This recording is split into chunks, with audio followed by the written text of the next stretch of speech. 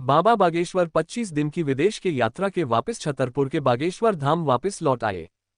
विदेश यात्रा के बाद महाराष्ट्र में कथा करने के बीच जैसे बाबा बागेश्वर पम धीरेन्द्र कृष्ण शास्त्री खजुराहो एयरपोर्ट पहुंचे, वैसे ही उनके भक्तों ने उनका स्वागत किया। अपनी विदेश यात्रा ऑस्ट्रेलिया, न्यूजीलैंड और फिजी की यात्रा में मिले अनुभवों के बारे में बताते हुए कहा, ऑस्ट्रेलिया, न्यूजीलैंड और फिजी की थी वह सनातन धर्म का पताका फहराने के साथ काफी उनके लिए अनुभव वाली रही। वहीं उन्होंने गड़ा बागेश्वर धाम में 1 जुलाई से 12 जुलाई तक होने वाले आगामी कार्यक्रमों के संदर्भ में भी जानकारी दी। इसके बाद वह फिर से 3 देशों की यात्रा पर निकल जाएंगे, जहां वह एक बार सनातन का डंडा गा देंगे।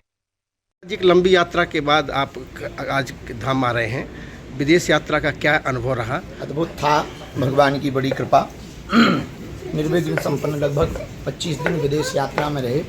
न्यूजीलैंड, फिजी, ऑस्ट्रेलिया की यात्रा थी, जिनमें वहाँ के प्रमुख शहरों में कथा का आयोजन, सनातन संस्कृति और भारतीय परंपरा का प्रचार प्रसार हेतु आयोजन किए गए और निर्विघ्न रूप से वो सभी आयोजन संपन्न हुए। हम सब बुंदेलखंड वासियों का ये गौरव है, पूरे भारत का ये सनातनी परंपराओं का गौरव है, सनातन परंपरा का गौरव है कि फिजी में आने वाले समय में एक मठ की स्थापना की जा रही है। वहाँ के सरकार में दोनों प्रधानमंत्री कार्यक्रम में पहुँचे, न्यूजीलैंड के कार्यवाहक प्रधानमंत्री जी पहुँचे और वहाँ के दोनों डिप्टी प्रधानमंत्री, फिजी के दोनों डिप्टी प्रधानमंत्री जी और न्यूजीलैंड के कार्यवाहक प्रधानमंत्री जी कथा में पहुँचे।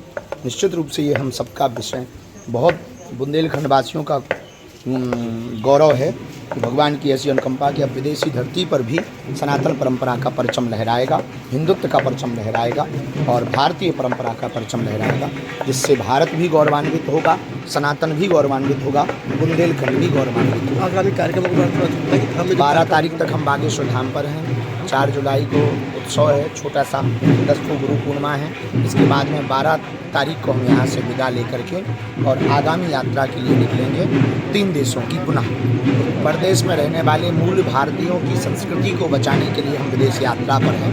वहाँ बच्चे संस्कृति से जुड़े रहें, सनातन से जुड़े रहें और विदेश में रहने वाले हिंदू अपनी हिंदुत्व की परंपरा और हिंदुस्तान को भूल ना जाए, इसलिए हम अनवरत पुनः ओमान, लंदन और दुबई की यात्रा पर जाएंगे। धन्यवाद।